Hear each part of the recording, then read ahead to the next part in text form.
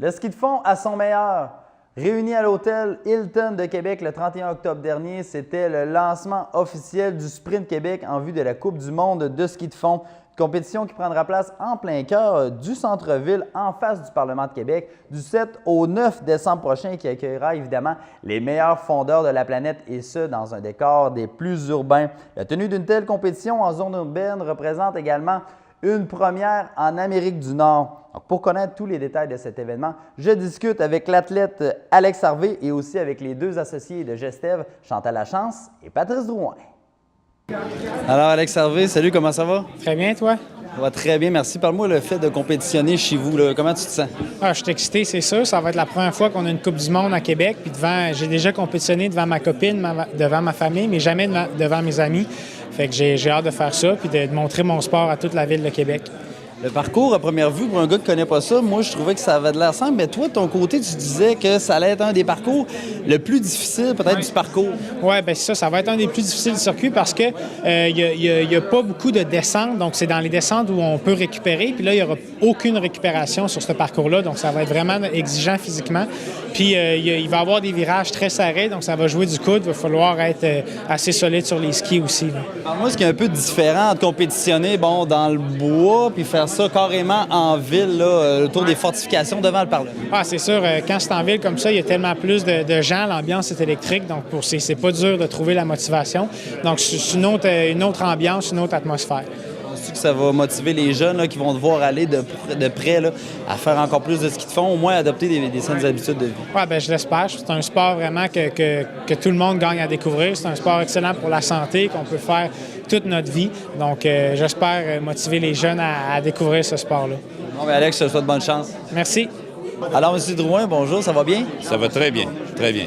C'est un grand projet qui se concrétise aujourd'hui? Oui, disons qu'on approche le concret. Là. On commence à être vraiment dans l'organisation. On en parle pendant des années. Puis là vient le temps de mettre en place les canons à neige, de faire les ententes avec les propriétaires de terrain, d'avoir les réservations d'hôtels, entrées, les listes d'athlètes qui se confirment. Là, ça se concrétise. Là, on est vraiment dans l'événement. Donc, le but de l'événement, là, même si on fait ça dans un parcours qui est urbain, ce n'est pas, vous l'avez dit tout à l'heure dans votre discours, ce n'est pas de dénaturer le sport en tant que tel, mais bien lui donner peut-être une nouvelle image.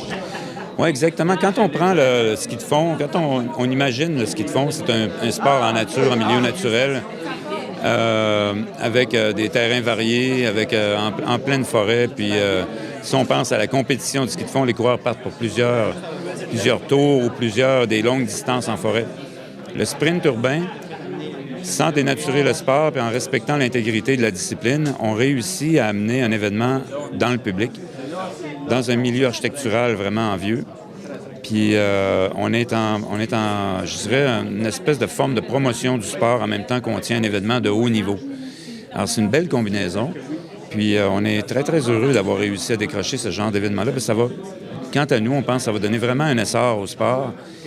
Ça va venir appuyer la démarche d'Alex sur la scène internationale aussi, qui gagne des courses, des podiums, il se classe bien, il est sur les meilleurs au monde, avec un événement dans sa ville.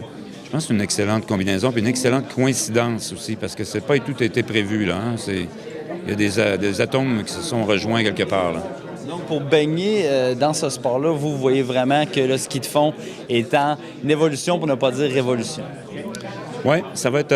je pense que les gens vont réaliser que une facette du ski de fond qu'ils n'ont jamais vue, formule explosive, très rapide, des contacts même un peu avec une rapidité incroyable avec des athlètes de partout dans le monde. C'est vraiment des athlètes de haut niveau qu'on va voir devant nous. Donc, l'image va être rehaussée, je pense, par rapport à l'événement, par rapport au sport, aux yeux du public. Parlez-nous un peu du parcours, là, parce qu'il va y avoir des défis pour les compétiteurs. C'est un parcours très, très, très, je dirais, relevé pour les athlètes par sa configuration.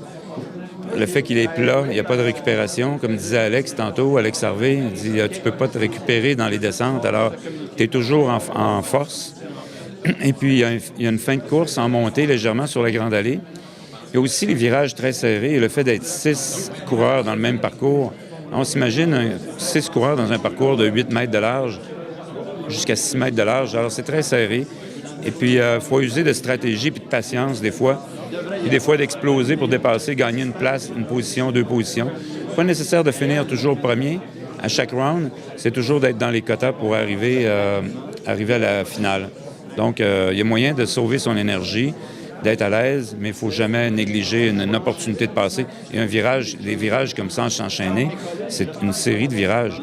Alors, ça va être très intéressant de surveiller le dénouement de chacune des courses. C'est assez exceptionnel qu'on ait un événement de ce genre-là, parce qu'avant, ça se faisait à Düsseldorf.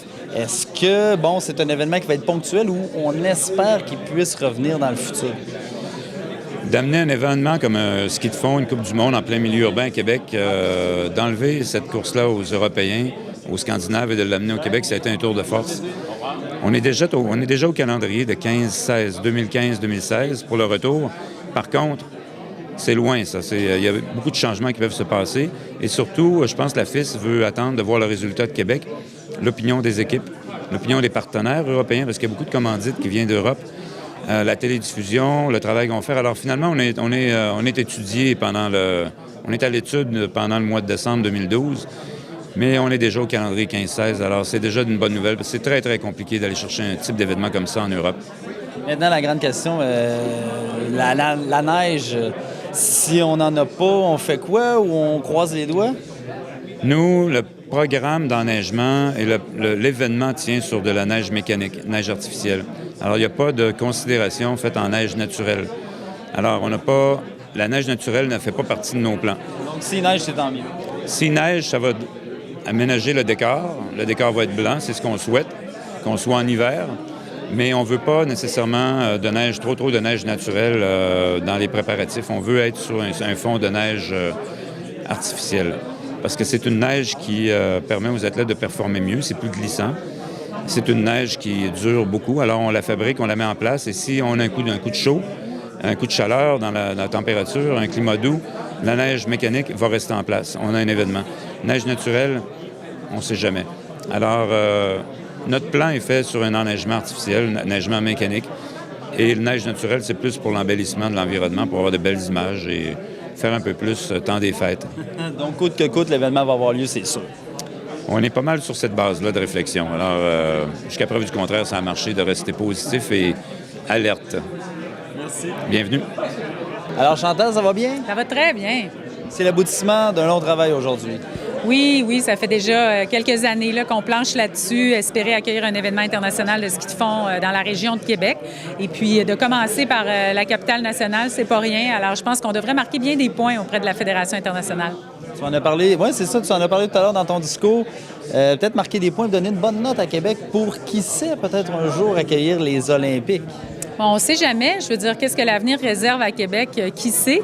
Mais chose certaine, c'est que la Fédération internationale de ski fait partie des fédérations les plus puissantes dans le monde du sport. Donc, s'ils avaient une mauvaise expérience à Québec, ce qui n'arrivera pas, évidemment, ça entacherait beaucoup notre dossier. Si on fait une bonne performance, on livre un événement à la hauteur de leurs attentes et même plus, que la population est au rendez-vous, qu'on démontre à quel point les gens de Québec vibrent pour le sport et qui aiment le ski de fond, bien, tout de suite, ça va les chercher, puis ça leur démontre à quel point ils peuvent revenir avec d'autres événements. Puis c'est certain que si jamais le dossier olympique parlait, bien, on aura une bonne note dans notre dossier. Maintenant, parle-moi de l'emplacement, parce que le parcours, bien là, ça ne sera pas sur les plaines d'Abraham. Non, ce n'est pas sur les plaines d'Abraham. Tout le monde dit ça, mais c'est pas là. C'est bien mieux, en fait. Mais en fait, c'est beau, les plaines, mais là, c'est devant le Parlement. Les gens de l'Assemblée nationale et de la Commission de la capitale nationale nous ont prêté le terrain pour pouvoir tenir l'événement, ce qui est très rare. Alors, c'est unique, là, assez de pouvoir tenir un événement à cet endroit-là. Donc, je les remercie là, vraiment très sincèrement. Et finalement, c'est autour de la fontaine de Tourny, la porte Saint-Louis, devant le Parlement. Alors, très proche, un petit parcours de 800-850 mètres. Donc, les gens vont pouvoir facilement voir l'action. Ça va valoir la peine de se déplacer.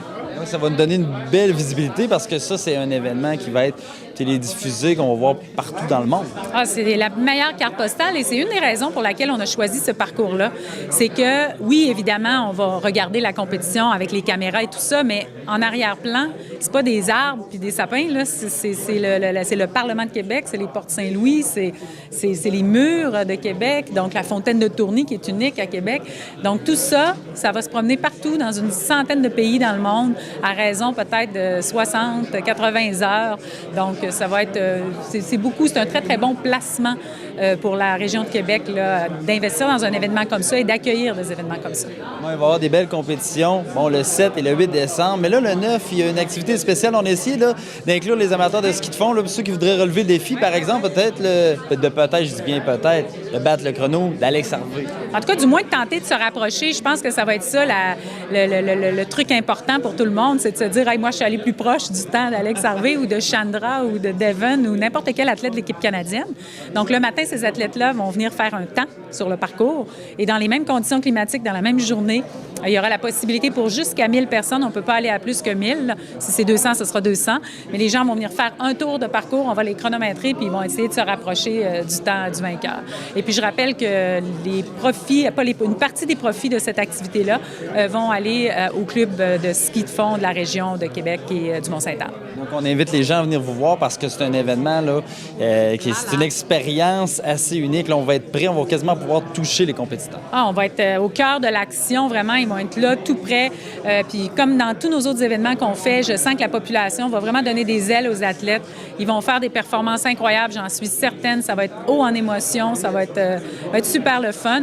Alors, ça a lieu un vendredi, hein, donc le 7, qui est le vendredi, qui est la course de sprint par équipe, où est-ce que Alex performe, et le samedi. Donc, prenez congé vendredi. Tout le monde est capable de prendre une petite après-midi de congé, là, puis venez voir Alex, ou sinon, prenez une heure de midi allongée. Et venez sur l'heure du midi, vous retournerez travailler vers 3 heures. Mais je pense que ça vaut la peine d'être au rendez-vous pour ça et venir encourager nos athlètes. Merci.